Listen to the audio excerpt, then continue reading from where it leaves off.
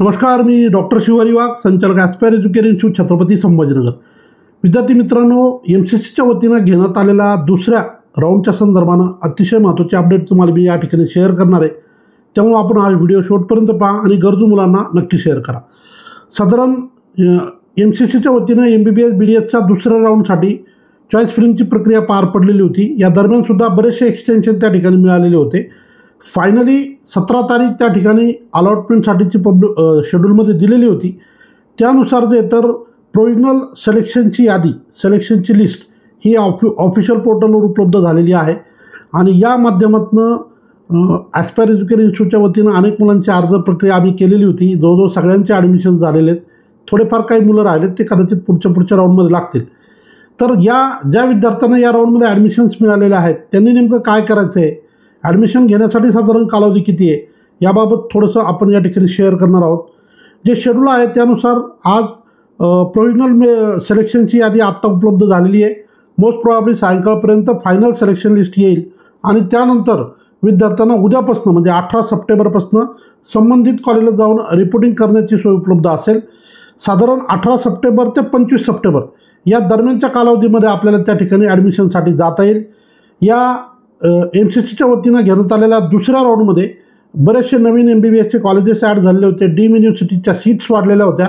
त्यामुळं अनेक मुलांचं स्वप्न जे ते MBBS या ठिकाणी पूर्ण होताना आपल्याला पाहायला मिळते.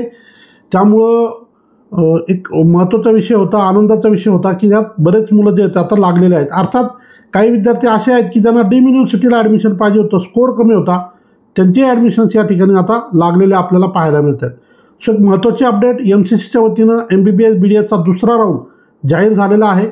ज्या विद्यार्थ्यांनी या प्रोसेसमध्ये अप्लाय केलेलं होतं, नक्की आपली अलॉटमेंट चेक करा. ऑल इंडिया रँक ने तुम्हाला तुमचं कॉलेज मिळालं नाही मिळालं हे पाहता येईल. कारण ऑल इंडियाच्या लिस्टमध्ये फक्त तेच नावं असतात जे ऑलरेडी पहिल्या राऊंडमध्ये मिळालेलं आहे, अपग्रेड करायला टाकलेलं होतं किंवा या राऊंडमध्ये फ्रेश अलॉटमेंट झालेली आहे. ज्या मुलांना कॉलेज अलॉटमेंट मिळालेलं नाही त्यांचे ऑल इंडिया रँक किंवा त्यांचं नाव किंवा काहीही या लिस्टमध्ये उपलब्ध नसतं. ऑल इंडियाची जी सिलेक्शनची यादी येते त्यामध्ये तुम्हाला फक्त विद्यार्थ्याचा roll number, all India rank, roll नंबरसुद्धा नसतो, ऑल इंडिया रँक असतो आणि कॉलेजचं नाव असतं आणि कोणत्या राऊंडमध्ये त्याला ते मिळाले. म्हणजे आता पहिल्या राऊंडमध्ये मिळालं होतं, आता अपग्रेड करायला टाकलं तर ती गोष्ट उपलब्ध असेल आणि फ्रेश अलॉटमेंट असेल तर त्या ठिकाणी सेकंड राऊंडमध्ये फ्रेश अलॉटमेंट अशा पद्धतीचं मेन्शन केलेलं असतं. सो जे या प्रक्रियेत होते नक्की आपले अलॉटमेंट चेक करा. ज्या विद्यार्थ्यांना ॲडमिशन मिळालेले आहेत त्या सगळ्यांचं अभिनंदन, त्यांच्या पालकांचं अभिनंदन. ज्यांना मिळालेलं नाही आहे त्यांनी अजूनही प्रयत्न करू शकता. इथून पुढेही 2 ऑल इंडियाचे राऊंड होतील. सीट्स अवेलेबल असल्या तर त्यापुढे सुद्धा राऊंड होऊ शकतात. महाराष्ट्राचे सुद्धा अजून जवळजवळ 3 ते 4 राऊंड होतील असं आपण या ठिकाणी सांगू शकतो. सो थोडक्यात महत्त्वाची अपडेट आपल्याला या ठिकाणी शेअर केली आहे.